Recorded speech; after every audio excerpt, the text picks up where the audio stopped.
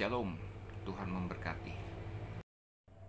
Shalom, jumpa kembali dengan saya Pendeta Yopi Cahyadi.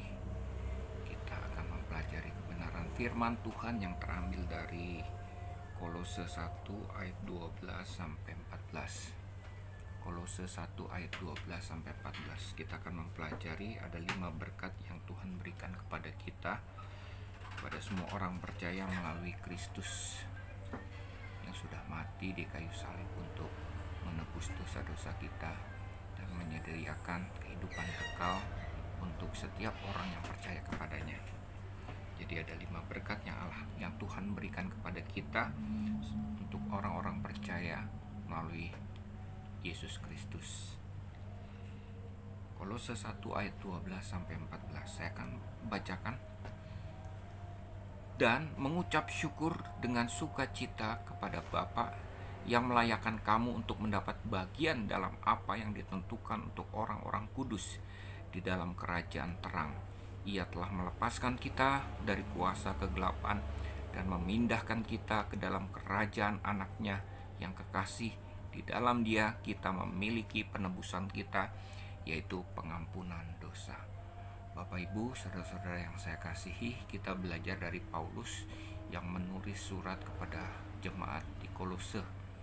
Dan jemaat Kolose ini adalah jemaat yang bukan dirintis oleh Paulus, tapi Paulus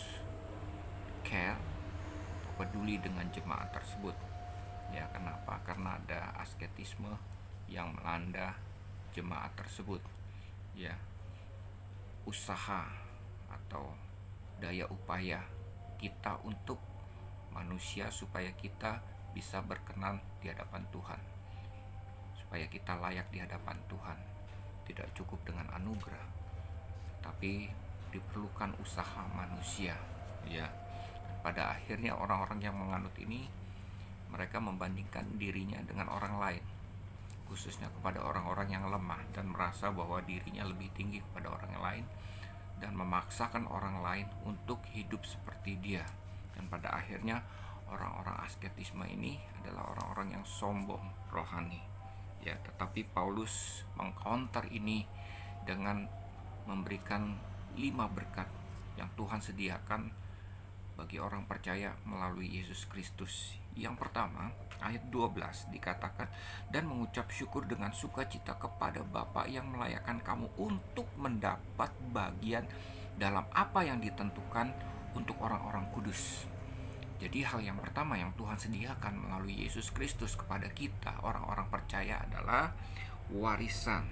Ya, Dia memungkinkan kita untuk mendapatkan bagian di dalam warisan Tuhan sediakan kepada anak-anaknya. Bayangkan Bapak Ibu, saudara-saudara yang saya kasihi, tiba-tiba kita didatangi orang istana dan orang istana mengatakan bahwa kita adalah salah satu anak dari Jokowi, ya. Dan sudah barang tentu kita diangkat menjadi anaknya. Bukan hanya sekedar statusnya sebagai anak, tetapi kita juga berhak untuk mendapatkan warisan karena kita adalah anak. Demikian juga ketika kita percaya Yesus sebagai Tuhan dan Juru Selamat di dalam kehidupan kita, kita menjadi orang percaya yang diangkat menjadi anak-anak Allah. Dan status kita bukan hanya anak Allah, tetapi juga kita mendapatkan warisan kekekalan yang Tuhan sediakan, sama seperti yang disediakan kepada Tuhan Yesus Kristus sebagai putra yang sulung. Demikian juga kita akan mendapatkan warisan kekekalan di surga nanti. Itulah yang Tuhan sediakan melalui Kristus, Yesus Kristus di dalam kehidupan kita sebagai orang-orang percaya. Yang kedua, di dalam ayat 13 dikatakan, Ia telah melepaskan kita dari kuasa kegelapan. Ya, Bapak Ibu, saudara-saudara yang saya kasihi, setiap orang percaya punya kuasa untuk mengatakan tidak terhadap dosa, karena Roh Tuhan tinggal di dalam kehidupan kita. Dan terlebih lagi, setiap orang percaya akan menjadi orang-orang yang extraordinary, di mana tidak ada satupun roh yang dapat menaklukkan kita, kuasa kegelapan. Ya, karena apa? Karena Tuhan sediakan kuasa di dalam kehidupan kita. Semuanya telah dilucuti di atas kayu salib, dan kita menjadi pemenang bersama-sama dengan Tuhan Yesus Kristus. Ya, tidak ada kuasa kegelapan lagi yang mengikat kita, bahkan menaklukkan kita. Ya, bahkan kita bisa mengusir mereka, kuasa kegelapan. Anak-anak Tuhan, orang-orang percaya tidak bisa disantet, tidak bisa kesurupan, karena mereka punya kuasa di dalam kehidupannya, dan kita dilepaskan dari kuasa kegelapan. Itu yang kedua yang Tuhan sediakan bagi kita setiap orang percaya. Dan selanjutnya dikatakan, dan memindahkan kita ke dalam kerajaan anaknya yang kekasih. Yang ketiga, Bapak Ibu saudara-saudara yang kekasih, Dia membawa kita ke dalam kerajaannya yang kekal. Dulu kita hidup di dalam kerajaan kegelapan. Kuasa iblis lah, kuasa setan lah, kuasa kegelapan lah yang mengikat kehidupan kita. Kita tunduk dengan mereka, kita hidup dengan cara mereka, kerajaan kegelapan tersebut. Tetapi sekarang dipindahkan seketika ke dalam kerajaan terang, hidup bersama-sama Tuhan, hidup di dalam terang Tuhan, dan kita menjadi terang. Bayangkan Bapak Ibu, kalau kita hidup di dalam satu, misalnya katakanlah dalam satu negara yang penuh konflik, perang dan lain sebagainya, kemudian kita dipindahkan ke dalam kerajaan yang ada damai sejahtera, sukacita di situ kita tinggal, pemandangannya bagus, ekonominya baik dan lain sebagainya. Ya, demikian juga dengan kita sekarang ini. Dulu kita hidup di dalam kegelapan, tidak ada sukacita, tidak ada damai sejahtera. Yang ada adalah perseteruan, konflik dan lain sebagainya. Sekarang Tuhan sudah pindahkan ke dalam kerajaan terang, kerajaan Allah. Selanjutnya yang keempat dikatakan, di dalam Dia kita memiliki penebusan kita. Ya, yang keempat, Dia telah membeli kita. Di atas kayu salib Tuhan memerdekakan kita. Dikatakan sudah selesai. Artinya apa? Kita sudah tidak terikat lagi dengan dosa. Tuhan sudah tebus, lunas, dibayar. Dosa kita dulu, sekarang, dan yang akan datang, Tuhan sudah selesaikan di atas kayu salib.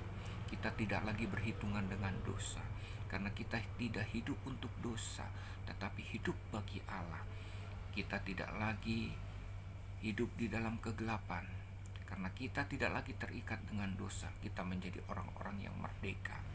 Bayangkan Bapak Ibu, saudara-saudara yang saya kasihi, ya, kalau anak saya diculik Bapak Ibu, penculiknya itu minta 1 juta rupiah untuk tebusan daripada anak saya tersebut.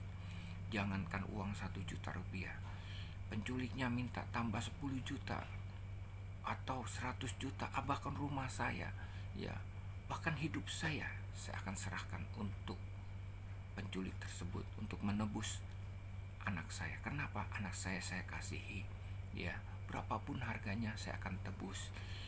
Saya tidak mau kehilangan anak saya. Demikian juga kenapa Tuhan tebus kita, karena Dia begitu mengasihi kita.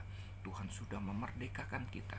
Itulah Tuhan yang sediakan di dalam kehidupan kita, menjadi orang yang merdeka, tidak lagi terikat dengan dosa, jatuh bangun di dalam dosa.